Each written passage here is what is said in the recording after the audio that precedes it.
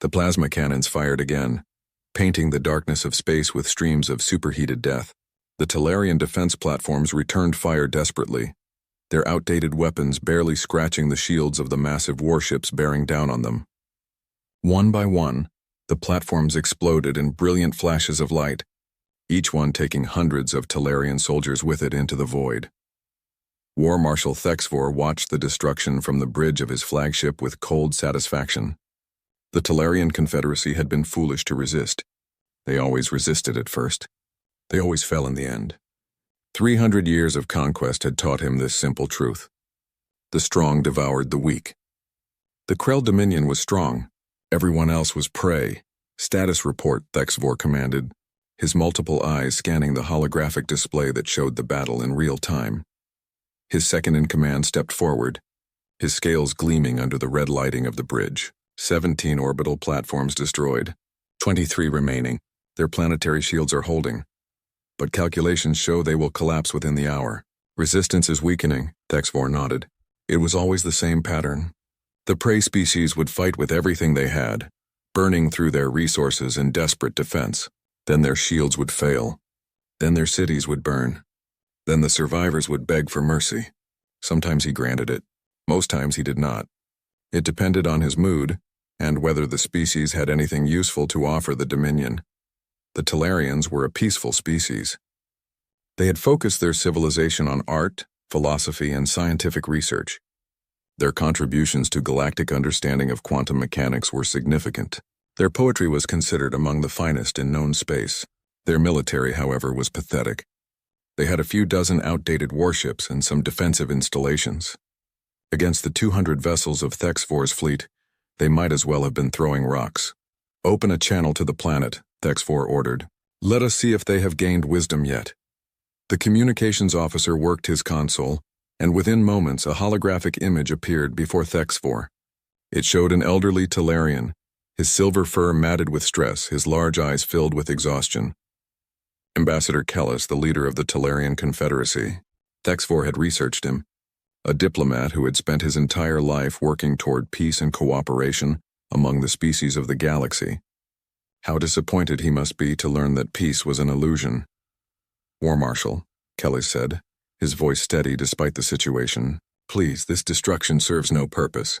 We have offered you access to our research facilities, our cultural archives, even economic tribute. What more do you want? Thexvor leaned forward, his massive form dominating the display. What I want is irrelevant. The Krell Dominion does not negotiate.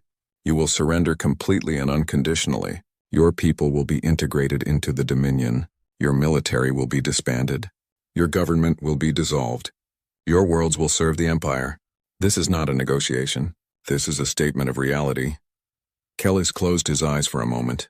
When he opened them again, there was something else there. Not defeat, not quite. Something harder. Then we will resist to our last breath. History will remember the Talarians as a people who refused to bow to tyranny. History is written by the victors, Thexvor replied, and no one will remember you at all. He made a cutting gesture and the communication ended. Target their planetary shields. Concentrate all fire. I want this finished before the next cycle. The fleet obeyed. 200 warships turned their weapons on the blue-green world below. The shields flared brilliant white as they absorbed the incoming fire, but even advanced defensive technology had limits. The shields were designed to protect against natural phenomena and the occasional pirate raid, not sustained bombardment from an invasion fleet. They began to flicker. On the planet below, billions of Talarians huddled in shelters, holding their children close, praying to whatever gods they believed in. They had sent distress signals to every corner of known space. The other free species had responded with words of sympathy and little else. No one wanted to draw the attention of the Krell Dominion. No one was strong enough to stand against them. The Talarians would die alone like so many species before them. Aboard the flagship, Thexvor felt the familiar satisfaction of inevitable victory. This was the natural order. The Krell had evolved on a brutal world where only the strongest survived. They had clawed their way to the top of the food chain through violence and cunning. When they reached space, they had simply continued what they had always done. Conquer, dominate, expand. Species that built their civilizations on peace and cooperation were evolutionary dead ends. The universe belonged to warriors. The holographic display suddenly flickered. Thexvor's eyes snapped to it. His communications officer looked confused. War Marshal, we are receiving a transmission. Audio only. The source is unclear. It seems to be coming from somewhere in the outer system. Play it, Thexvor commanded. Static filled the bridge for a moment, then a voice. It spoke in perfect galactic standard, but the accent was strange. Clipped. Precise. Cold. Krell forces. You are committing acts of aggression against a peaceful species. Cease your attack immediately and withdraw from this system. This is your only warning. Silence fell across the bridge. Thexvor's officers looked at each other in confusion. Then slowly, Thexvor began to laugh. It was a deep rumbling sound that echoed off the metal walls. Unknown vessel, he responded. You have made a mistake. There is no power in this galaxy that can stop the Krell Dominion. Identify yourself so that I know whose ships to burn next. The response came immediately. United Earth Space Command, this is your final warning. Thexvor stopped laughing. Earth, humans, he knew of them, of course. Every species in the galaxy knew of them. They had made first contact 80 years ago, appearing suddenly with faster-than-light capability and advanced technology. The galactic community had been excited to welcome a new species. But the humans had been strange, cold, distant. They had attended a few diplomatic sessions, established basic trade agreements, then retreated behind their borders. They had refused to join any alliances or participate in galactic affairs. Most species considered them cowards. Thexvor had marked them as a future target, but they were far from Krell space and there were easier prey closer at hand. Humans, Thexvor said, amused. I did not know you had ventured so far from your hiding holes. Where is your fleet? Or did you send one small ship to threaten me? No response came. Thexvor gestured to his sensor officer. Scan the outer system. Find this human vessel. The officer worked his console, his expression growing increasingly confused. War Marshal, I am detecting one contact. Outer system, near the gas giant. Range 30 million kilometers. It is large, very large. Show me. The holographic display shifted, zooming out to show the entire star system. There, highlighted in red, was a single contact. The computer provided an analysis. 3 kilometers in length, unusual power signatures, composition unknown. One ship. Thexvor felt a surge of contempt. One ship. They sent one ship to threaten an invasion fleet. The humans are even more foolish than I thought.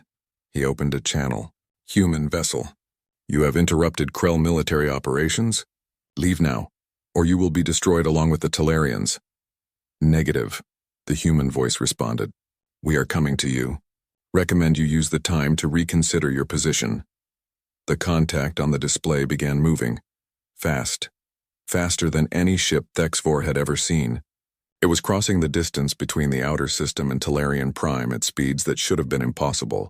Whatever drives the humans were using, they were far more advanced than anything in Krell technology. Impressive speed, Thexvor admitted, but speed means nothing without weapons. Detach Squadron 7, intercept and destroy that vessel. Show the humans the price of interfering with the Dominion. 6 heavy cruisers broke formation and accelerated toward the incoming contact. They were some of the most powerful ships in the Krell fleet, each one capable of reducing a city to rubble in minutes. Their commanders were eager, excited even. It had been months since they had faced an opponent who could fire back. The Talarians barely counted as a fight. The human ship continued its approach, not deviating from its course, not slowing down. It was heading straight for the squadron. The range closed rapidly. 5 million kilometers, 4 million, 3 million. They are not even attempting evasive maneuvers, the sensor officer reported. They are either supremely confident or suicidal. Thexvor watched with interest. Perhaps the humans had some new weapon they wished to demonstrate.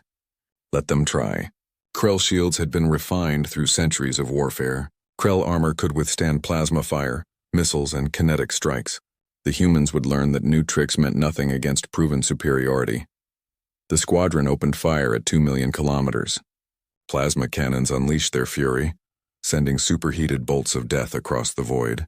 Missiles followed, dozens of them, each with enough explosive power to crack open a battleship. The barrage was overwhelming, the kind of firepower that had shattered fleets and broken worlds. The human ship flew directly into the firestorm. The plasma bolts reached it first, brilliant streams of blue-white energy that could melt through meters of armor plating.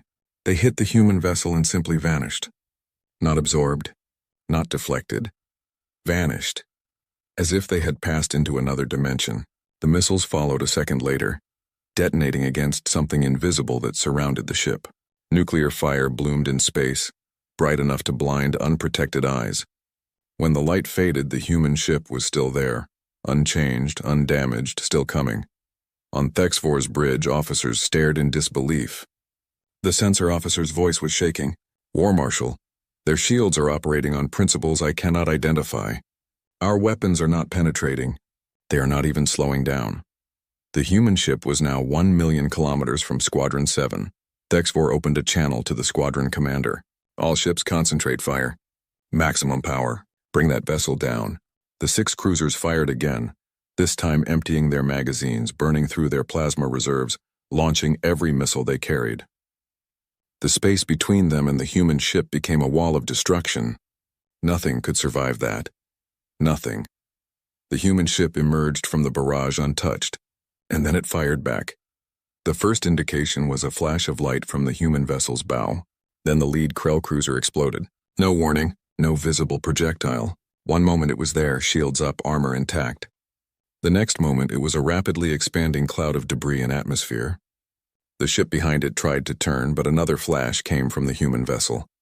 Another explosion. Then another. And another. In 6 seconds, all 6 cruisers were gone. 6 heavy warships crewed by thousands of Krell warriors, each one a veteran of dozens of battles. Gone. Erased from existence with such casual efficiency that it seemed almost contemptuous. Absolute silence fell across Thexvor's bridge. Every officer stood frozen, staring at the holographic display where 6 red contacts had simply disappeared. The human ship continued its approach, still moving at that impossible speed, now heading directly for the main fleet. Thexvor's mouth was suddenly dry. His scales, which had been gleaming with confidence minutes ago, now felt cold. For the first time in his long military career, War Marshal Thexvor of the Krell Dominion felt something he had not experienced since he was a juvenile on his homeworld, hiding from apex predators in the dark. He felt fear. The human voice came over the channel again. Calm, professional, empty of emotion. "This is the UESC Indomitable. To the Krell forces, withdraw immediately. To the people of Tellarian Prime, hold on. Help has arrived." The escape pod tumbled through space, its hull scorched and breached in 3 places. Life support was failing. The occupant inside, Ambassador Vale of the Tellarian Confederacy, knew he was dying. Blood matted his silver fur and his breathing came in shallow gasps. But he had made it. Against all odds, through the chaos of the orbital battle, through the debris field and the hunting Krell fighters, he had made it to the edge of human space. His transmission equipment was barely functional, running on emergency power. With trembling hands, he activated it one final time. The message would go out in all directions, including into the mysterious region of space where humanity dwelled behind their self-imposed borders. "This is Ambassador Vale of the Tellarian Confederacy," he whispered into the recorder. "If anyone receives this message, please know what has happened here. The Krell Dominion has destroyed our civilization. Billions of my people are dead or enslaved. We resisted with everything we had, but it was not enough. It is never enough against them." He coughed, tasting blood. "For 80 years I have worked for peace. I believed that reason and diplomacy could overcome any conflict. I was wrong. Some evils cannot be reasoned with. They can only be stopped." His vision was fading now. "Please, someone, anyone, stop them. Do not let our deaths be meaningless. Do not let the Krell continue to ravage the galaxy unopposed, please." The transmission ended. Ambassador Vale's eyes closed for the last time. The pod continued drifting into the dark, carrying the final testament of a species that had believed in the power of civilization to overcome barbarism. It would be found 3 days later by a human patrol ship. The message would be delivered to Earth within hours. Deep within the Sol system, in a massive orbital station that circled Earth's moon, Fleet Admiral Marcus Rivera reviewed the message for the 5th time. He was a tall man, his hair gray at the temples, his face lined with the weight of decisions that had shaped humanity's future. Around him, the command center of United Earth Space Command buzzed with controlled activity. Officers monitored displays, analyzed data, and prepared reports. But all eyes kept drifting to the main view screen, where Ambassador Vale's dying plea played on repeat. "How long until the council convenes?" Rivera asked his aide. "They are assembling now, sir. President Chen will address them within the hour."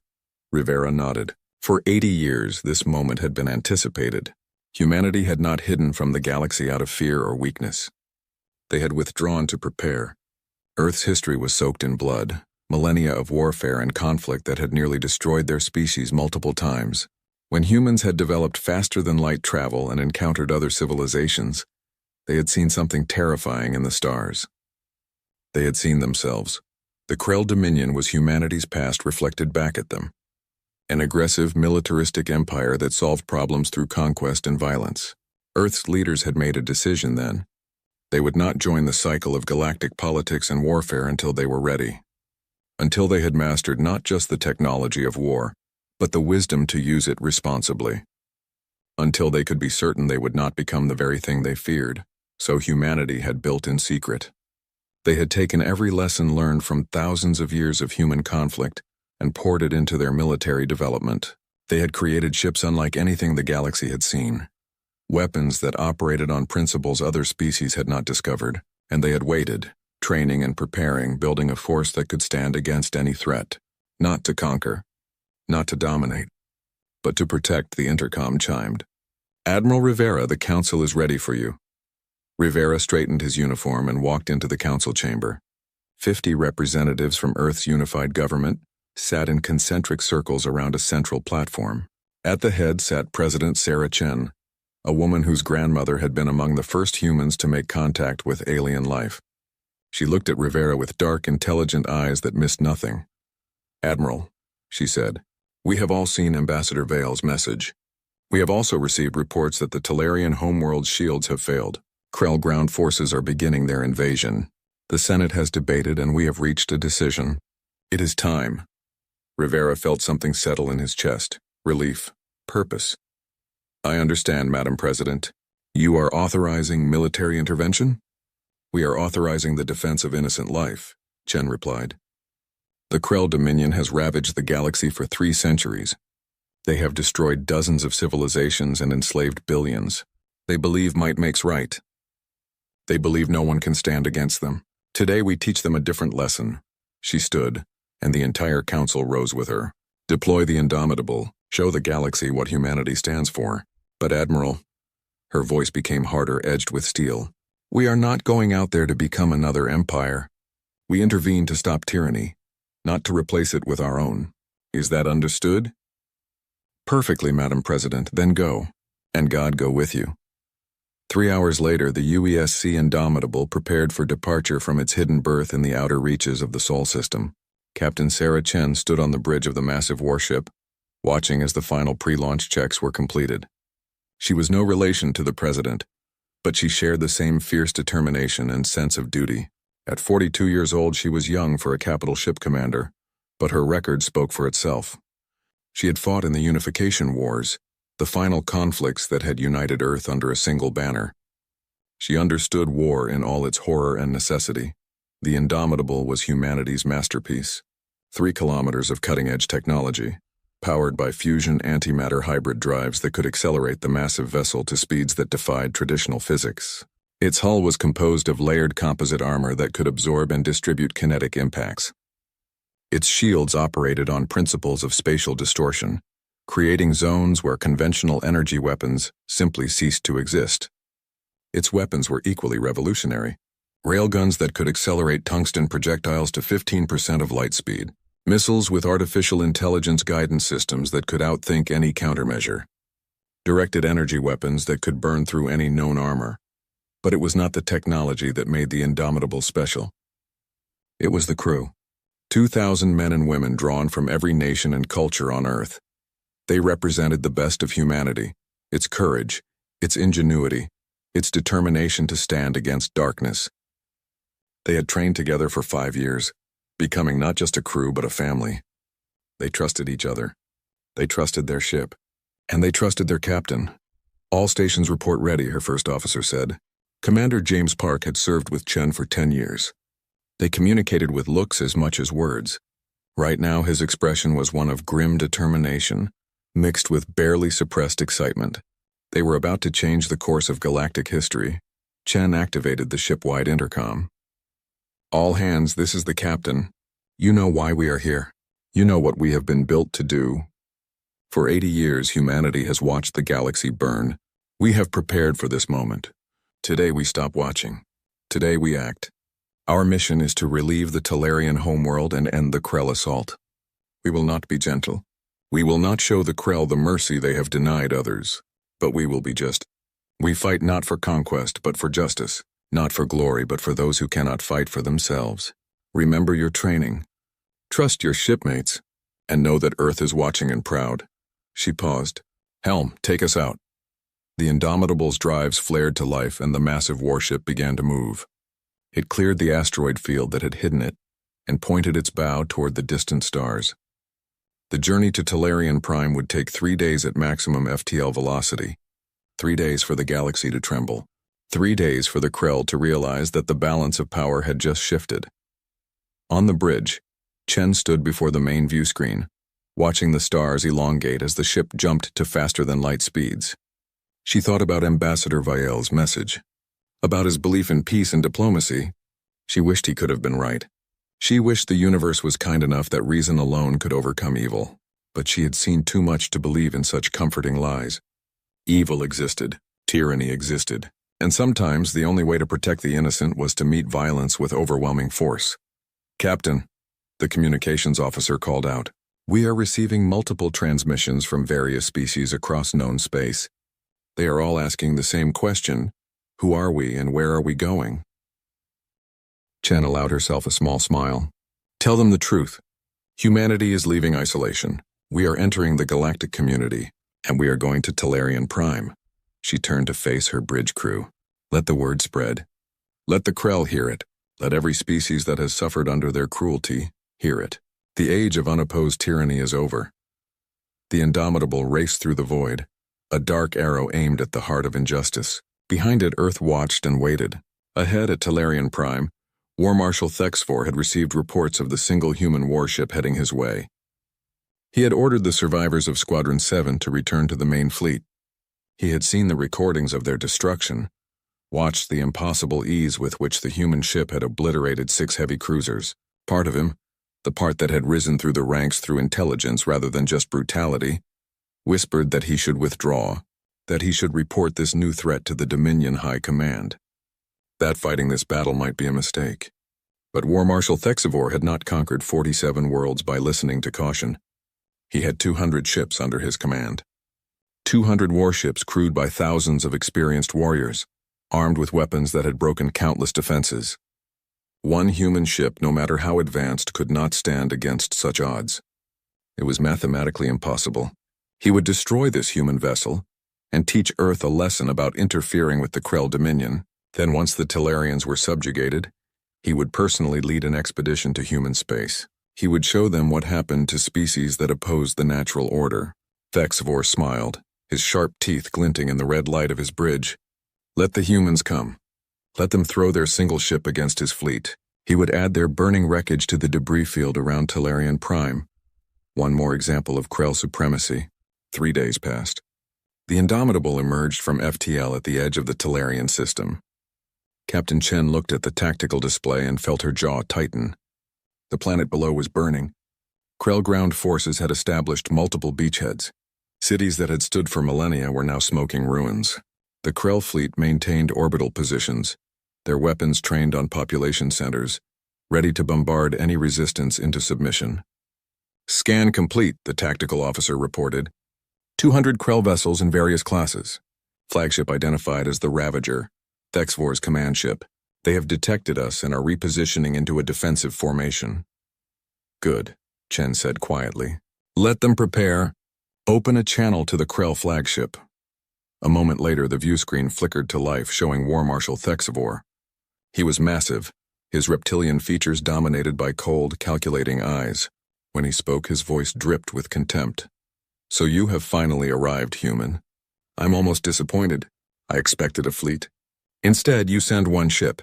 Are the rest of your kind cowards, or Are you simply foolish enough to believe you can oppose us alone? Captain Chen met his gaze without flinching. I am Captain Sarah Chen of the United Earth Space Command vessel Indomitable. You are committing genocide against a peaceful species. Withdraw your forces immediately or you will be destroyed. Thexvor laughed. You speak of destroying me? With one ship against 200? Your arrogance is amusing. I will enjoy watching your vessel burn. Your people will learn that there are consequences for defying the Krell Dominion. You have 30 seconds to begin your withdrawal, Chen replied. After that, we will consider you a hostile force and act accordingly. The Krell War Marshal's expression shifted to rage. You dare threaten me? I have conquered worlds while your species was still crawling in the mud. I will— Chen cut the transmission. She looked at her tactical officer. Mark all Krell ships as hostile. Weapons free. Rules of engagement. Any vessel that fires upon us is to be destroyed. Any vessel that attempts to flee the system will be allowed to go. We are here to stop an atrocity, not commit one. Understood, Captain. All weapons online. Shields at maximum. Point defense systems active. Chen sat in her command chair and watched as the 30 seconds ticked down. The Krell fleet was moving now, arranging itself into an attack formation. They thought numbers would save them. They were about to learn how wrong they were. Time's up, she said softly. Helm, take us in. All ahead full. The Indomitable accelerated toward the Krell fleet and the Battle of Tellarian Prime began. The footage was shaky, captured by the emergency sensor pod of a Krell patrol corvette that had been observing Squadron 7's engagement with the human vessel. The quality was poor, distorted by interference and the tremendous energy releases from the battle. But it was enough. More than enough. The recording showed 6 Krell heavy cruisers opening fire on a single target. The barrage was massive, the kind of concentrated firepower that could level a city. The camera caught the brilliant flashes of plasma cannons, the trails of dozens of missiles streaking through the void. Then it showed the human ship emerging from the inferno completely unharmed, like a predator walking through smoke. 6 flashes of light followed. 6 explosions. In the span of a human heartbeat, 6 warships ceased to exist. The recording had been transmitted to every Krell vessel in the sector before the patrol corvette's crew abandoned their post and fled. Now it was spreading through the Dominion's military network like a virus, passed from ship to ship, fleet to fleet, world to world. Krell commanders watched it in their private quarters, their confidence shaken. Junior officers gathered in small groups to view it, whispering theories and fears. Even the civilians on Krell homeworlds, who usually knew nothing of military affairs, began to hear rumors of the impossible ship. In the Imperial Palace on Krell Prime, High Dominar Zathakor watched the recording for the 20th time. He was ancient by Krell standards. His scales faded with age, his body sustained by technology and sheer force of will. He had ruled the Dominion for 70 years, expanding its borders through calculated aggression and overwhelming force. Under his command, the Krell had become the dominant military power in known space. No species could stand against them. Until now. Analysis, he commanded, his voice a rasp of age and authority. His chief military advisor, a younger Krell named Vraxton, stepped forward. He looked nervous, and Zathakor did not tolerate nervous officers. High Dominar, our scientists have examined the footage extensively. The human vessel appears to be using shield technology based on spatial manipulation. Rather than absorbing or deflecting incoming energy, their shields create small zones of altered spacetime where conventional physics do not apply. Energy weapons simply dissipate. Missiles detonate harmlessly against a dimensional barrier. And their weapons? Zathakor asked. Kinetic accelerators, but far beyond anything we have encountered. Our analysis suggests they are launching solid projectiles at approximately 15% of light speed. At those velocities, the kinetic energy alone is sufficient to overcome any shield system and vaporize the target. They also appear to have energy weapons operating on unknown principles, possibly particle beams or focused gravitational lenses.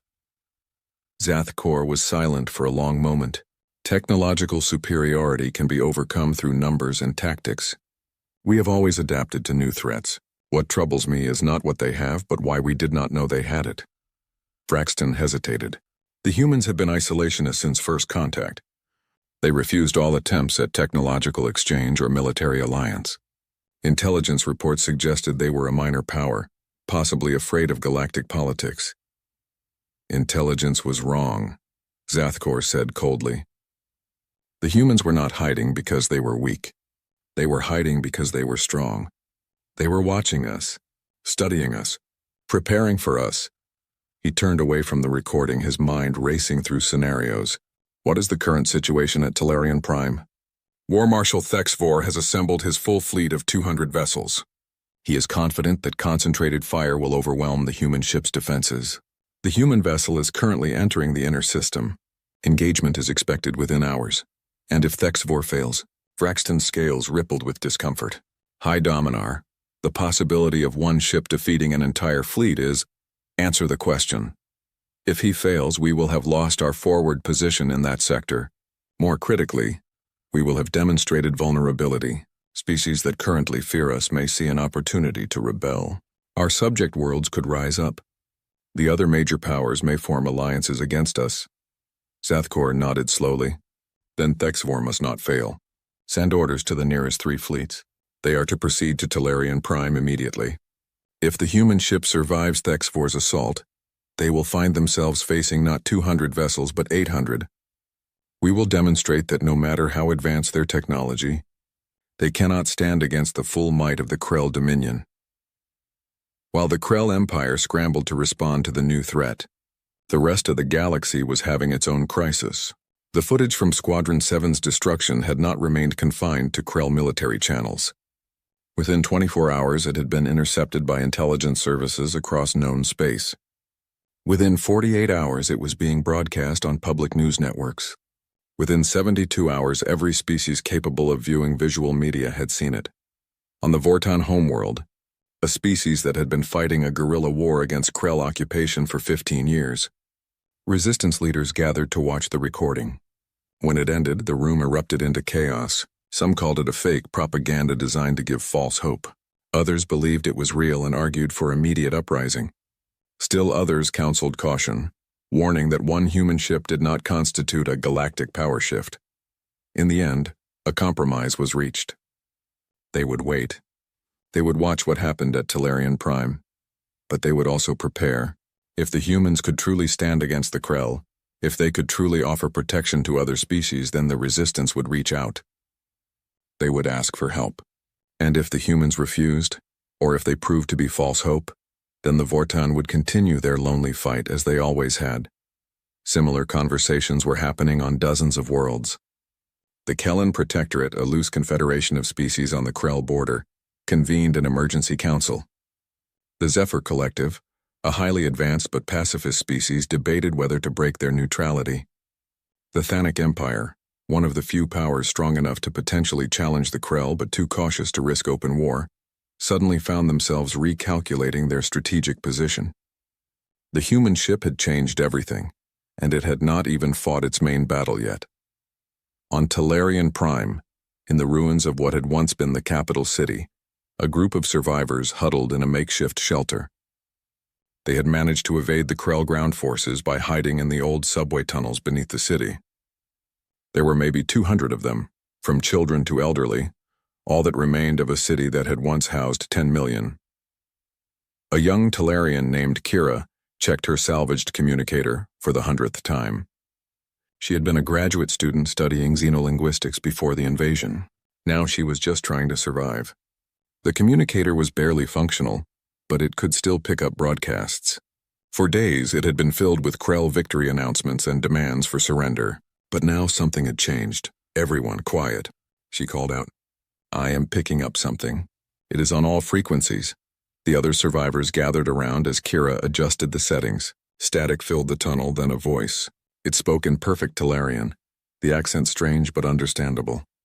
The voice was calm, professional, carrying absolute confidence.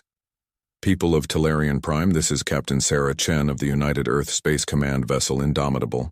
We have entered your system in response to Ambassador Vael's final transmission. We have received his message. We have seen what the Krell Dominion has done to your world. We are here to stop them." Silence in the tunnel. Someone started crying. Others simply stared at the communicator as if it might disappear if they looked away. The voice continued. "To all Talarian survivors, stay in your shelters. Avoid areas of active combat. We are engaging the Krell fleet now. Within hours the occupation will end. You have endured terrible suffering, but you have not been abandoned. Humanity stands with you. Hold on. Help has arrived. The message repeated in Galactic Standard, then in several other languages. Kira looked around at the other survivors. She saw hope kindling in eyes that had been dead for days. An elderly male spoke up, his voice shaking. Is it real? Could it be real? I do not know, Kira admitted. But it is something. It is more than we had an hour ago. Outside the tunnel, across the burning planet, similar scenes were playing out. In shelters and bunkers and hiding places, Talarian survivors heard the message and dared to hope. Some remained skeptical, certain it was a trick. Others wanted so desperately to believe that they cried. All of them waited, listening to the sounds of battle overhead, praying that somehow this impossible promise would come true. In orbit, War Marshal Thexvor reviewed his battle plan one final time. He had arranged his fleet into a layered defensive formation. The outer layer consisted of his lighter, faster vessels, cruisers and destroyers that would harry the human ship and test its capabilities. The middle layer was his heavy battleships, the core of Krell military power, vessels that could trade blows with anything short of a battle station. The inner layer, held in reserve near his flagship, was his elite guard, the most advanced and powerful ships in his command. The strategy was sound. The outer layer would force the human ship to expend ammunition and energy. The middle layer would deliver the killing blow while the human ship was weakened, and if somehow, impossibly, the human ship survived that, Thexvor himself would lead the final assault. He had never lost a battle in his 40 years of command. He would not start now. War Marshal, his sensor officer reported. The human vessel has entered the outer system. Current speed is High Dominar, preserve us. They are moving at 0.7 light speed. They will be within engagement range in 10 minutes. Thexvor felt his confidence waver for just a moment. 0.7 light speed was insane. Ships could not maneuver effectively at such velocities. The human vessel should fly past them, unable to slow down or change course in time. Unless their technology was so far beyond Krell understanding that normal physics did not apply to them. All ships prepare for engagement, Thexvor ordered. Outer screen, advance to intercept position. Do not let them intimidate you. They are one ship. We are 200. Numbers will prevail. But even as he said it, Thexvor was not sure he believed it anymore. He had watched the footage too many times. He had seen how easily, how casually the human ship had destroyed Squadron 7. There had been no struggle, no desperate maneuvering, no close calls. Just overwhelming, absolute superiority. For the first time in his long military career, War Marshal Thexvor wondered if he was about to lose. Not just a battle, not just his fleet, but his life. And maybe, just maybe, the entire balance of power in the galaxy was about to shift in ways no one could predict. The Indomitable continued its approach. A dark spear aimed at the heart of tyranny. On its bridge, Captain Chen watched the Krell formation with a tactical eye. She had fought battles before, led ships into danger, made the hard calls that cost lives, but never on this scale, never with so much depending on the outcome. If she failed here, humanity's entry into galactic affairs would end before it truly began. If she succeeded, she would change the course of history. Captain, Commander Park said quietly, the crew is ready. All systems are optimal. We can do this, Chen nodded. I know we can. But James, remember what we discussed. We are not here to prove humanity's strength. We are here to stop an atrocity. Every Krell ship we destroy represents thousands of lives lost. If we can make them retreat without total annihilation, that is preferable. And if they refuse to retreat, then we show them exactly why they should have. Chen activated the ship-wide intercom one more time. All hands, we are entering combat range. Stay sharp, follow your training, and remember, we are the good guys. Let's act like it. Captain out. She took a deep breath and gave the order that would echo through history. Weapons free, engage. The Battle of Talarian Prime began in earnest and the galaxy held its breath. The outer screen of the Krell fleet consisted of 35 vessels, fast cruisers and destroyers designed for rapid engagement and tactical flexibility. Their commanders had been chosen for their aggression and skill. They accelerated toward the incoming human ship with weapons charged and shields at maximum. In their minds, this was a privilege. They would be the ones to draw first blood against the mysterious human vessel. Their names would be recorded in Krell history as the warriors who stopped the threat before it could reach the main fleet. Captain Chen watched them come on the Indomitable's tactical display. 35 red contacts moving in a standard envelopment pattern, trying to surround her ship and concentrate fire from multiple angles. It was a textbook maneuver, the kind taught in military academies across the galaxy.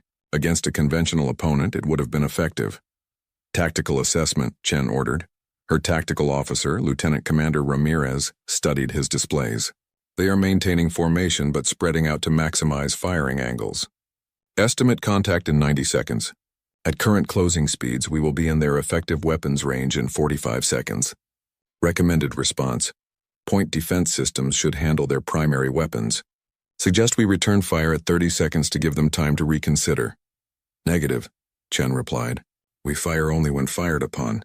I want it absolutely clear to anyone watching this that we gave them every opportunity to stand down. Understood, Captain. The seconds ticked by. The range closed. Chen could imagine the scene on those Krell ships. Commanders barking orders, weapons officers preparing their targeting solutions, crews tensing for battle. They were warriors following orders, most of them probably convinced they were serving a just cause. The Krell Empire had told them for generations that their way was the natural order, that conquest was their right. They did not know any different. At 20 seconds, the lead Krell vessels opened fire. Plasma cannons blazed, sending streams of superheated matter across the void. Missiles followed, their engines burning bright as they accelerated toward the Indomitable. The barrage was impressive, coordinated, representing the combined firepower of some of the most advanced warships in the Krell arsenal. Point defense. Activate, Chen ordered. The Indomitable's hull suddenly sparkled with thousands of pinpoint laser emitters. Each one tracked incoming threats with computer-guided precision, firing in rapid pulses. The missiles died first, their warheads detonating prematurely as laser fire found fuel lines and explosive cores. The plasma bolts reached the ship's shields and simply vanished, dissipated by the spatial distortion fields that made conventional energy weapons useless. No damage, Ramirez reported. Shields holding at 99.7%. The point defense systems are operating within normal parameters. More Krell ships opened fire now, the entire outer screen unleashing everything they had. The space around the Indomitable filled with weapons fire, a storm of destruction that would have obliterated any other vessel. The human ship flew through it like it was not there, shields flickering but never faltering. Point defense systems methodically eliminating every missile that came close. On the Krell vessels, confusion turned to disbelief, then to fear. Their weapons were not working. Nothing was working. The human ship was not even slowing down. Captain, the lead vessels are attempting to close to ramming distance, Ramirez reported. They appear to be making a desperation play. Chen's expression hardened. She had hoped it would not come to this. She had hoped the demonstration of invulnerability would be enough to make them retreat. But the Krell were committed now, driven by pride and conditioning and the belief that retreat was worse than death. Target the lead 6 vessels, Chen ordered. Railguns only. Fire. The Indomitable's primary weapons were magnetic accelerators that used powerful electromagnetic fields to propel solid tungsten projectiles. The rods were small, only 2 meters long and 30 centimeters in diameter, but they were accelerated to 15% of light speed, and at those velocities mass became irrelevant. The kinetic energy was comparable to a nuclear detonation. 6 railguns fired in sequence, their reports invisible in the vacuum of space. The tungsten rods crossed the distance to their targets in less than a second. They hit with such force that the Krell ship simply disintegrated. No explosions, no fire. One moment there were warships, the next there were expanding clouds of debris. The shields never had a chance to absorb the impacts. The armor never had a chance to deflect them. Physics was absolute, and kinetic energy at those velocities was unstoppable. The remaining vessels in the outer screen broke formation. Some tried to flee. Others continued their attack, whether from courage or inability to accept what was happening. Chen's orders were clear. Any ship firing on the Indomitable was a valid target. The railgun spoke again, and again. Each shot was precise, calculated, merciless. Within 3 minutes, the entire outer screen was gone. On the bridge of his flagship, War Marshal Thexfor watched 35 contacts disappear from his tactical display. His claws dug into the armrests of his command chair, scales rigid with shock. The humans had destroyed his outer screen as easily as swatting insects, and they had barely slowed down. All ships concentrate fire, he roared. Middle formation, advance and engage. I want that ship buried under our combined firepower. Now, 120 vessels surged forward. These were the heavy battleships and assault carriers, the true heart of Krell military power. They were massive ships, some over a kilometer in length, bristling with weapons and armored with layered composite plating that could withstand sustained bombardment. They had broken orbital fortresses and shattered defensive fleets. Surely they could destroy one ship. They opened fire at maximum range, not waiting for optimal targeting solutions. Thousands of weapons discharged simultaneously. The entire spectrum of Krell military technology was unleashed. Plasma cannons, mass drivers, particle beams, fusion missiles, graviton disruptors, and experimental weapons that had been tested only in controlled environments. The barrage was so intense that it created a visible distortion in space itself, the tremendous energy output bending light around it. The Indomitable flew directly into the maelstrom. Its shields flared brilliant white as they absorbed and dissipated the incoming energy. Warning alarms sounded on the bridge as the shields dropped to 90%, then 85%. For the first time, the Krell were actually taxing the human vessel's defenses. Shield status, Chen snapped. Holding at 83%, Ramirez replied. The sheer volume of fire is exceeding our dissipation rate. If they maintain this intensity for more than 5 minutes, we may experience shield breaches. Then we do not give them 5 minutes. Deploy missile pods, full spread, target lock on all vessels in the middle formation. Hatches opened along the Indomitable's hull, and pods deployed into space. Each pod contained 50 missiles, and there were 40 pods. 2,000 missiles launched simultaneously, their engines igniting as advanced AI guidance systems took control. These were not conventional missiles. They were Shrikes, autonomous hunter-killer weapons with quantum processors that could outthink any countermeasure system in existence. The Krell point defense systems engaged immediately, filling space with defensive fire. They destroyed the first wave of missiles, and the second. But the Shrikes adapted, learning from each destroyed unit, sharing data across their network. By the third wave, they were evading defensive fire with impossible precision, twisting through space in patterns that defied conventional physics. They found their targets. Explosions rippled across the Krell formation. Each Shrike carried a variable yield fusion warhead that could adjust its output based on the target's defenses. Against heavily shielded battleships, they detonated at maximum yield. Against lighter vessels, they used precision strikes to disable critical systems. The missiles were terrifyingly efficient, and the Krell had no counter for them.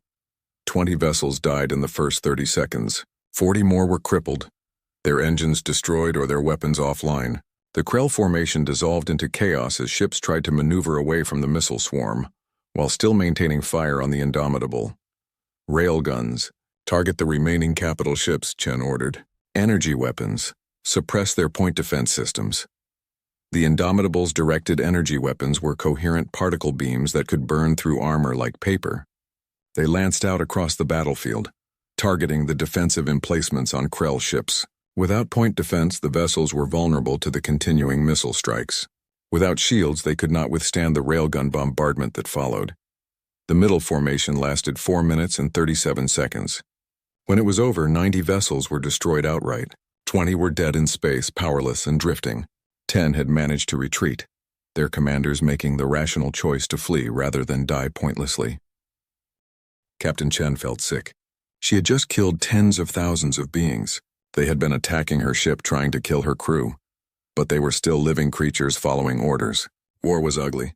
It was necessary sometimes, but it was always ugly. Status report, she said quietly. Shields at 71% and recharging. No hull damage. Minimal ammunition expenditure. All systems optimal. Ramirez paused. Captain, the remaining Krell vessels are regrouping around the flagship. Chen looked at the tactical display. 45 vessels remained from the original 200. They had formed a tight defensive sphere around War Marshal Thexfor's flagship, the Ravager. It was a last stand formation. They were not going to retreat. Open a channel to the Ravager, Chen ordered. The view screen flickered to show Thexfor. The War Marshal looked nothing like the confident commander from their earlier conversation. His scales were pale, his eyes wide with something Chen recognized. the look of a soldier who had just realized his entire understanding of warfare was obsolete. "War Marshal Thexvor," Chen said, "you have lost. Your fleet is destroyed. Your invasion is over. Order your remaining ships to stand down and withdraw from this system. Order your ground forces to surrender. Do this now, and no more of your people need to die." Thexvor was silent for a long moment. When he spoke, his voice was hoarse. You are monsters, demons. No species should have such power." "We have exactly the power needed to stop you," Chen replied. "You chose to become conquerors. You chose to terrorize the galaxy. These are the consequences. This is what happens when you meet someone who refuses to be conquered. Stand down now." "I cannot," Thexvor said. "If I return to Krell Prime in defeat, I will be executed. If I die here in battle, I will be honored. There is no choice." "There is always a choice," Chen said softly. "But if you will not make it, I will make it for you." She cut the transmission and turned to her crew. "He is not going to surrender. He is going to die before he admits defeat. Target the Ravager. Spinal weapon. Full power." The Indomitable's main weapon was a coherent particle beam that ran the entire length of the ship, powered directly by the antimatter reactor. It had never been fired in combat. The power requirements were enormous, and the discharge could be seen from star systems away. But against heavily armored targets, nothing else would suffice. "Spinal weapon charging," the weapons officer reported. "Time to full charge, 30 seconds. The remaining Krell ships realized what was happening. They all opened fire at once, everything they had. A final desperate attempt to stop the inevitable. The Indomitable's shields flared white under the onslaught. Warning alarms sounded as power levels fluctuated. "Shields at 60%, Ramirez called out. 55, 50. "Time to fire," Chen demanded. 10 seconds, 9, 8. "Shields at 45%, 3, 2, 1, weapon ready. Fire." A beam of pure energy erupted from the Indomitable's bow. It was blue-white, brighter than a sun, and it crossed the distance to the Ravager in an instant. The beam hit the flagship's forward shields and simply burned through them. It hit the armor and vaporized it. It punched through the entire length of the massive vessel, through compartments and corridors and reactor cores, emerging from the stern as a lance of pure destruction. For a moment, the Ravager held together, its structure somehow maintaining integrity despite the catastrophic damage. Then the reactor cores lost containment. The ship exploded from within, torn apart by the forces that had once powered it. War Marshal Thexvor died without time to register his death, vaporized in an instant by energies beyond comprehension. The remaining Krell ships stopped firing. For a long moment there was absolute silence on every bridge and every crew compartment. Their War Marshal was dead.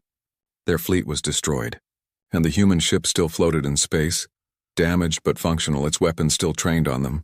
"This is Captain Chen of the Indomitable." Her voice came over all frequencies. "To the surviving Krell vessels, the battle is over. You fought bravely for a cause you believed in. Your War Marshal chose death over surrender. But you do not have to make the same choice. Power down your weapons. Withdraw from this system. Tell your people what happened here. Tell them that the age of easy conquest is over. Tell them that if they continue to wage war on peaceful species, humanity will stop them. This is your only warning. Go home." One by one, the Krell vessels powered down their weapons. One by one, they broke orbit and set course for Krell space. Some of their commanders would report accurately. Others would lie, trying to save face. But the truth would spread regardless. The Krell Dominion had been defeated. A single human ship had destroyed an entire invasion fleet. Captain Chen sagged in her chair, exhaustion washing over her. "Status of ground forces?" "The Krell troops are surrendering," Ramirez reported. "Without orbital support, they cannot maintain their position. Talarian resistance forces are accepting their surrender. Send medical teams to the surface. Send food, water, emergency supplies. Get relief operations started immediately." Chen looked at the view screen, at the planet below where billions had suffered. "Commander Park, draft a message to Earth. Tell them we have secured Talarian Prime. Tell them the mission was successful. And tell them," she paused, "tell them it was harder than we thought it would be." Park nodded quietly. He understood. They had won, but the cost had been measured in thousands of lives, even if they were enemy lives. Victory did not feel as clean as they had hoped. On Talarian Prime in the tunnel shelter, Kira and the other survivors heard the sounds of battle end. They heard the Krell troops outside being ordered to stand down. They heard human voices on the radio, speaking in calm, professional tones, coordinating relief efforts. And finally, after days of hell, they dared to emerge into the light. The city was ruins, but it was their ruins and they were free. Overhead, the dark shape of the Indomitable held position, a guardian that had come when all hope seemed lost. Kira looked up at it and felt tears streaming down her face. They had survived. Against all odds, they had survived, and the galaxy would never be the same. The medical shuttles descended through the scarred atmosphere of Talarian Prime like angels of mercy. They carried doctors, nurses, emergency supplies, and most importantly, hope. Captain Chen had authorized the deployment of half the Indomitable's medical staff and supply reserves. It would leave the ship understocked if another battle occurred, but Chen had made her choice. Saving lives was more important than maintaining optimal combat readiness. Dr. Amanda Foster stepped out of the first shuttle to land in what remained of the capital city. She was a veteran of Earth's humanitarian missions, having served in disaster zones across human space, but nothing had prepared her for this. The city was a moonscape of craters and collapsed buildings. Bodies lay in the streets, both Talarian and Krell. The air smelled of burning and death. Survivors wandered in shock, their silver fur matted with dust and blood. "Set up the medical tent here," she ordered her team. "Triage station at the entrance. Critical cases first, then urgent, then minor. And someone find the local survivors' leadership. We need to coordinate with them." Within an hour, a field hospital was operational. Talarian survivors began arriving. At first cautiously, then in growing numbers as word spread that the humans were really there, really helping. The medical staff worked without pause, treating injuries, providing food and water, offering comfort where medicine could not help. Dr. Foster found herself treating an elderly Talarian male with severe burns. As she worked, he looked up at her with large dark eyes filled with wonder. "Why?" he asked in halting galactic standard. "Why did your people come?" "We are nothing to you. We have nothing to offer." Foster paused in her treatment, meeting his eyes. "Because it was the right thing to do," she said simply. "Because we could not stand by and watch genocide happen. Because your lives matter whether you have anything to offer or not." The elderly Talarian began to cry, tears running down his furred face. We thought the galaxy had abandoned us. We thought no one cared. We care," Foster said gently. "Humanity cares, and we are not going to let this happen again." Similar scenes were playing out across the planet. Human relief workers coordinated with Talarian survivors to locate trapped civilians and distribute supplies. Engineering teams began assessing critical infrastructure, prioritizing water treatment and power generation. Counselors offered psychological support to traumatized survivors. The humans worked with efficiency and compassion, and the Talarians who had expected to die were beginning to believe they might actually survive. In orbit, the Indomitable maintained its position, sensors scanning for any sign of Krell reinforcements. Captain Chen had not left the bridge in 30 hours. She reviewed damage reports, coordinated relief efforts, and wrote letters to the families of the 17 crew members who had died when a Krell plasma bolt had briefly breached their shields. 17 lives lost, thousands of Krell dead, billions of Talarians saved. The math was clear, but it did not make the burden any lighter. "Captain," Commander Park approached with a datapad, "we are receiving transmission requests from 47 different species. Everyone wants to know what happened, who we are, and what we intend to do next." Chen rubbed her eyes. "Summarize the key contacts. The Vortan Resistance wants to know if we will help liberate their worlds from Krell occupation. The Kellan Protectorate is offering formal alliance.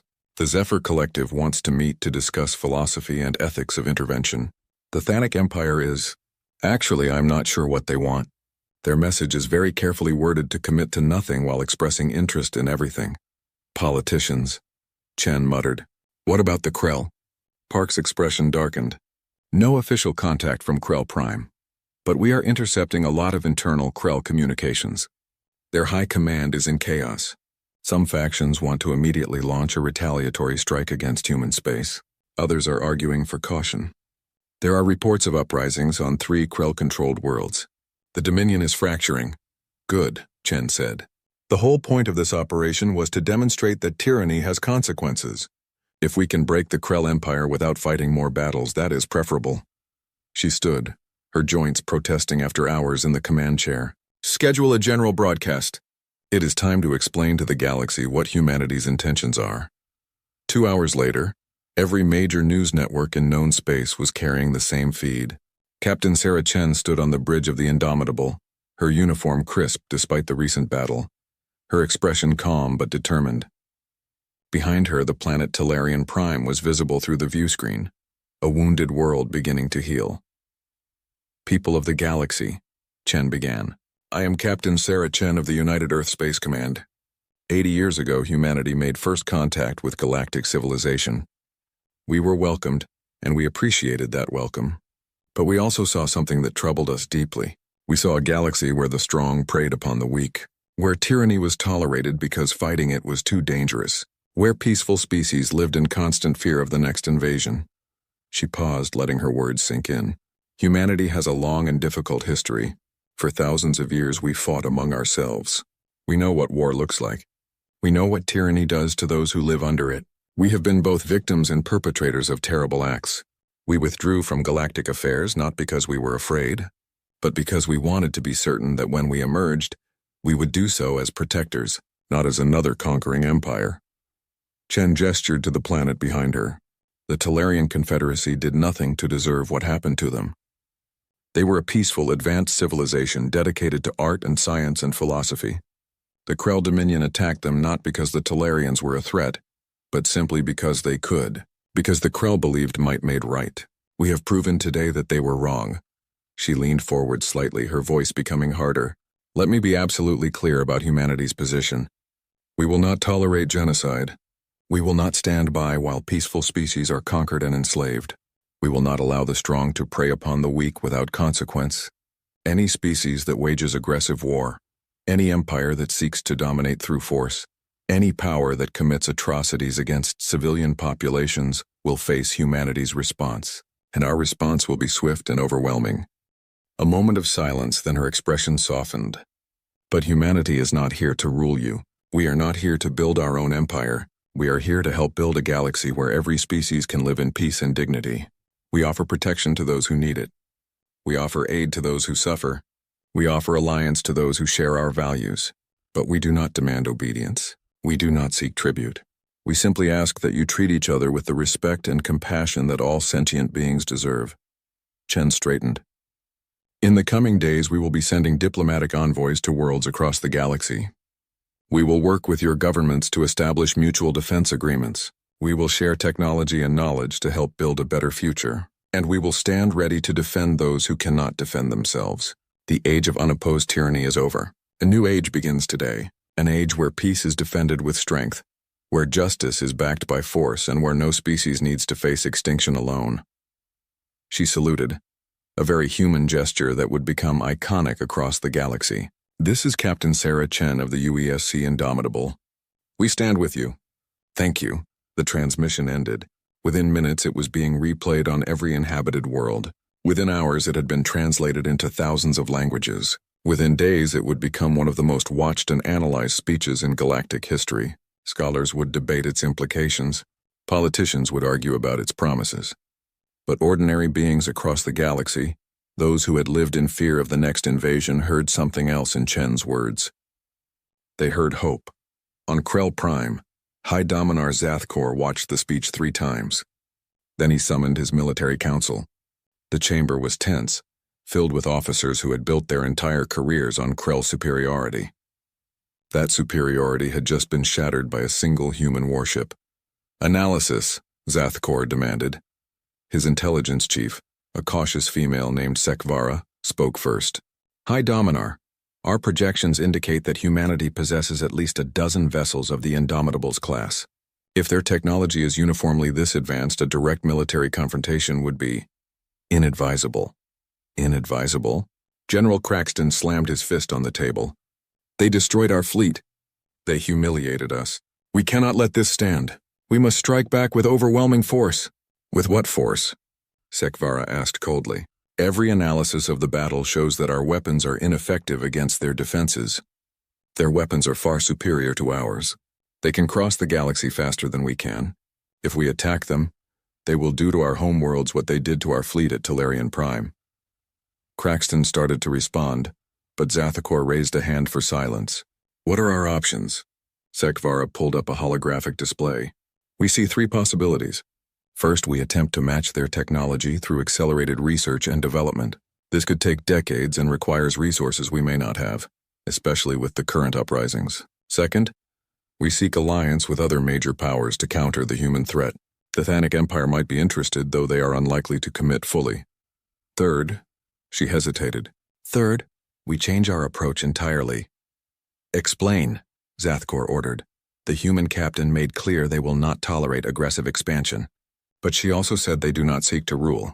If we cease our conquest campaigns, focus on consolidating our existing territory and perhaps even negotiate the release of some occupied worlds, the humans may leave us alone. We could rebuild our strength, research their technology, and plan for a future confrontation when we are better prepared. Craxton looked outraged. You propose surrender? I propose survival, Sekvara replied. The Krell Dominion has existed for 3 centuries. It can continue to exist if we adapt to the new reality, or it can die in a futile war against an enemy we cannot defeat. The choice is ours. Zathkor sat in silence for a long time, his ancient mind weighing options. He had built an empire through conquest and force. Asking him to abandon that approach was like asking him to stop breathing. But he was also a realist. The humans had demonstrated capabilities that the Krell could not match. Not yet. Perhaps not ever. We will pursue option 3, he said finally. Cease all offensive operations. Recall our fleets to defensive positions around core worlds. Send diplomatic overtures to the humans. Express our willingness to negotiate. And mobilize every scientist we have to study their technology. This is not surrender. This is a strategic withdrawal. We will learn from this defeat. We will adapt. And when the time is right, the Krell will rise again. He stood and the council stood with him. But make no mistake, this changes nothing about what we are. We are warriors. We are conquerors. We are Krell. The humans have won a battle.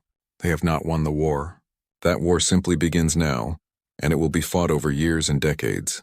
We will be patient. We will be careful, and eventually we will have our revenge. The council dispersed, each officer carrying their new orders. Zathkor remained behind, staring at a holographic recreation of the Battle of Telerian Prime. He watched the human ship tear through his fleet like it was made of paper, and he wondered, not for the first time, if the Krell Dominion had just met something it could not overcome. 3 weeks after the battle, a diplomatic convoy arrived at Telerian Prime. It consisted of vessels from 30 different species, from the Kellan Protectorate to the Zephyr Collective to a dozen smaller civilizations. They came seeking answers, alliance, and understanding. Captain Chen greeted them personally, hosting a conference aboard the Indomitable. The conference room was large by starship standards, but still crowded with representatives from so many species. Chen stood at the head of the table, Commander Park at her side. The assembled diplomats ranged from beings barely a meter tall to massive creatures that had to participate via hologram because they could not fit through the doors. Thank you all for coming, Chen began. I understand you have questions. I will answer what I can, but first I want to address the most important issue. Humanity is not seeking to replace the Krell Dominion as the galaxy's dominant power. We are not interested in control or tribute or territory. What we offer is partnership. Ambassador Kellis III, a young Telerian diplomat and grandson of the ambassador who had died sending the distress call, spoke up. Captain Chen, your actions have saved my people from extinction. We are grateful beyond words. But gratitude aside, we must ask, what does humanity want in return? It was a fair question, and Chen had expected it. We want a galaxy where no species has to fear annihilation. We want civilizations to be free to develop according to their own cultures and values. We want trade and exchange of ideas and cooperation between species. What we ask in return is simple, that you extend the same respect and protection to others that we have extended to you. A Kellan representative, a being that looked like a crystalline spider, clicked its mandibles thoughtfully. You speak of protection and partnership, but Captain, you possess weapons of immense power. You have demonstrated military capabilities far beyond any other species. How do we know you will not eventually use that power to dominate us? Chen nodded. You do not know. You have to trust us, and trust is earned, not demanded. All I can offer you is our history and our intentions. Humanity spent 80 years in isolation specifically to prevent us from becoming what we fought against. We built safeguards into our society and our military to ensure power is never concentrated in ways that could lead to tyranny. But yes, you are right to be cautious. Watch us, judge us by our actions. If we ever betray the principles we have stated, then you have every right to oppose us. The Zephyr representative, a floating being of pure energy, spoke in harmonics that the translation system rendered as a gentle voice. We are pacifists by nature. We have never taken life, yet we see that sometimes life must be taken to protect others. Your actions have created a philosophical crisis for us. Can you help us understand how you balance the necessity of violence with the value of all life? Chen was quiet for a moment. This was the hard question, the one she had asked herself after every battle. I do not have a perfect answer, she admitted. Violence is always a tragedy. Every life lost diminishes us all. But there is a difference between violence used to conquer and violence used to protect. We do not celebrate what we did at Telarian Prime. We mourn it. Every Krell warrior who died was a sentient being with thoughts and feelings and people who cared about them. But if we had not acted, billions of Telarians would have died or been enslaved. Sometimes the choice is not between good and evil, but between two evils. We chose the lesser one, the Zephyr being pulsed with colors that suggested deep contemplation. A difficult wisdom. We will consider it. The conference continued for hours. They discussed mutual defense pacts, technology sharing agreements, and the establishment of what Chen called the Galactic Protection Initiative. It would not be a government or an empire, but rather a coalition of species committed to defending each other against aggression. Humanity would provide military protection and advanced technology. Other species would contribute their own strengths, the Telarians their scientific knowledge, the Kellan their industrial capacity, the Zephyr their expertise in energy manipulation. Not every species agreed to join immediately. Some remained cautious. Others, like the Thanic Empire, preferred to maintain their independence while watching how things developed. But 37 civilizations signed the initial agreement, creating the largest voluntary alliance in galactic history. As the diplomats departed, Ambassador Kellis remained behind. He approached Chen with something in his hands, a small crystal that glowed with soft blue light. This was my grandfather's, he said quietly. It is a memory crystal, containing recordings of his life and thoughts. He believed in peace until his final moment. I think he would have wanted you to have this, to remember that the goal is not victory in war, but victory over war itself. Chen accepted the crystal carefully. I will treasure it, and I promise you, Ambassador, that humanity will work every day toward the future your grandfather believed in. After the conference, Chen finally allowed herself to rest. She returned to her quarters and for the first time in weeks, slept for more than a few hours. When she woke, there was a message waiting from Earth. President Chen herself had recorded it. Captain Chen, the whole world is watching what you have accomplished. You have made humanity proud, but more importantly, you have given hope to billions of beings across the galaxy. The Council has authorized the deployment of the rest of our fleet. The Indomitable will no longer be alone. We are sending 11 more dreadnoughts to strategic positions across known space. We are also sending humanitarian vessels, colony ships with supplies and personnel to help rebuild damaged worlds, and diplomatic teams to establish formal relations. The President paused. But Sarah, I want you to remember something. Power is seductive. It would be easy for humanity to become the very thing we fought against. We must constantly guard against that temptation. The moment we start believing we have the right to rule others, the moment we prioritize our interests over the well-being of other species, that is the moment we lose our way. Stay vigilant, stay humble, and keep fighting the good fight. Chen watched the message twice, then deleted it and began preparing her daily status report. There was much work to do. 6 months after the Battle of Telarian Prime, the galaxy had transformed. The Krell Dominion had ceased all offensive operations and was slowly, reluctantly releasing some of its occupied territories. The Vorton homeworld was liberated with human assistance, though no shots were fired.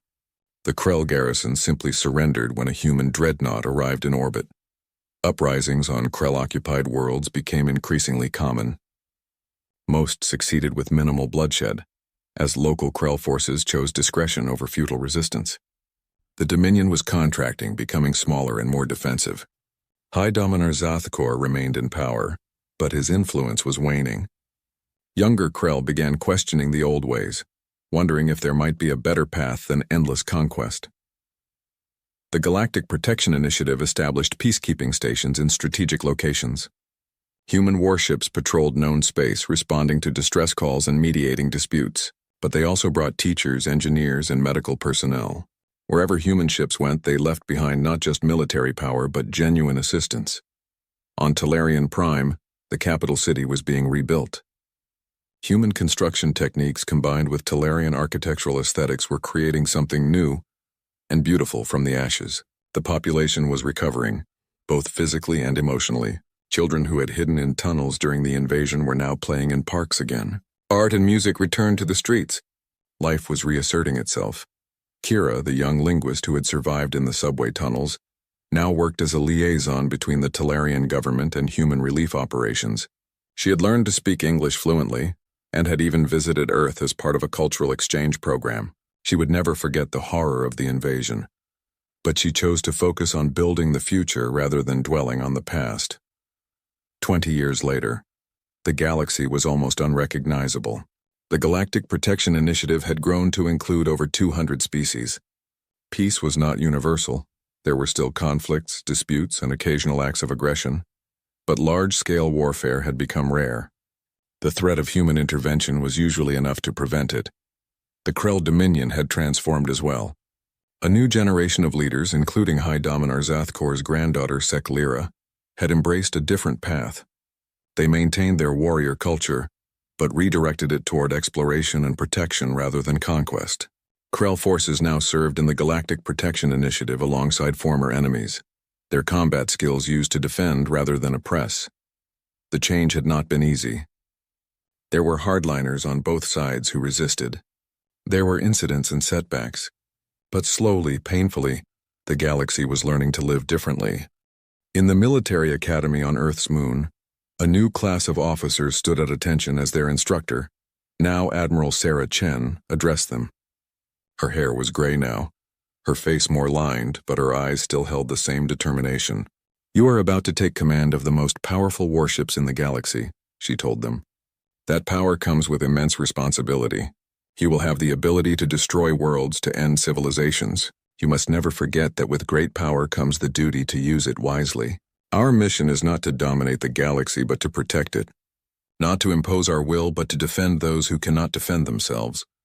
She walked along the line of young officers, seeing in them the idealism and courage she had felt so long ago. "Some of you will face combat. Some of you will have to make the terrible choice to take lives in order to save others. It will haunt you as it haunts me. But it is sometimes necessary. What is never necessary is cruelty. What is never acceptable is aggression for its own sake. We fight only when we must, and when we do, we fight to end the conflict as quickly as possible with minimal loss of life." She returned to the front of the room. "The galaxy looks to humanity now as protectors and leaders. That is both an honor and a burden.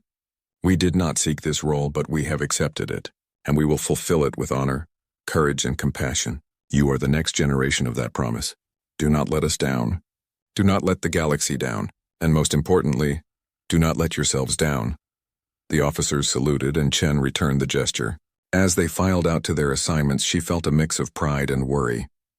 The peace they had built was fragile. It required constant effort and vigilance, but it was worth it. She walked to the observation window and looked out at Earth below, its blue-green surface peaceful and beautiful. Somewhere out there, on thousands of worlds across hundreds of light years, beings were living their lives without fear of invasion. Children were growing up in peace. Civilizations were flourishing. It had cost so much to achieve. The Battle of Talarian Prime had been only the beginning. There had been other battles, other conflicts, other moments when violence had been necessary. But each time humanity had fought not for conquest but for justice. Each time they had offered peace after victory. Each time they had proven that power could be used responsibly. A young lieutenant approached. "Admiral Chen, you have a visitor. Ambassador Kellis III is here to see you." Chen smiled. "Send him in." The old Talarian diplomat entered, his silver fur now mixed with white. He had served as ambassador to Earth for 15 years, becoming one of humanity's closest allies and friends. He approached Chen with a data pad in his hands. "Admiral, I wanted to show you something before the official announcement," he said. "We are unveiling a memorial at the site where my grandfather's escape pod was found. It will honor all those who died in the invasion, but also celebrate the moment when everything changed, the moment when humanity chose to stand with us." He activated the datapad, showing a holographic image of the memorial. It was a towering structure of crystal and metal, beautiful in its simplicity. At its base were the names of every Talarian who had died in the invasion. At its top, reaching toward the stars, was a representation of the Indomitable. The inscription reads, "They came when hope was lost. They fought when all seemed finished. They stayed to help us rebuild. Humanity, our saviors, our friends, our family. May the galaxy never forget that the powerful can choose to protect the weak, and that one ship, one crew, one captain can change the course of history." Chen felt tears sting her eyes. "It is beautiful. Your grandfather would be proud of what your people have become." "And he would be grateful to yours," Kellis replied. "Admiral, I am old now. I will not live much longer. But I want you to know that every day of life I have had since you arrived at Talarian Prime has been a gift. My children, my grandchildren, they exist because of your courage. The entire Talarian species exists because humanity refused to stand by. We can never repay that debt." "You do not owe us a debt," Chen said firmly. "You owe it to yourselves to live well, to build a just society, to extend to others the compassion we showed you. That is payment enough." They stood together in silence, looking out at the stars. Somewhere out there, human warships patrolled. Somewhere out there, species lived in peace because those warships existed. Somewhere out there, children played without fear because once long ago, a single ship had chosen to fight for those who could not fight for themselves. The age of unopposed tyranny was over. The age of galactic cooperation had begun. It was not perfect. It would never be perfect. But it was better than what came before, and that was enough. Admiral Sarah Chen smiled and returned to her duties. There was always more work to do, always more peace to build, always more hope to defend, and humanity, flawed and imperfect as it was, would continue to do its best. Not as conquerors, not as rulers, but as the guardians they had chosen to become. The Indomitable still patrolled the stars, its dark hull a promise and a warning. Peace through strength, justice through action, hope through courage, and above all the knowledge that no species would ever face extinction alone, as long as humanity drew breath. The galaxy had been ravaged by tyranny for so long, but that age was ending. And the new age, built on cooperation,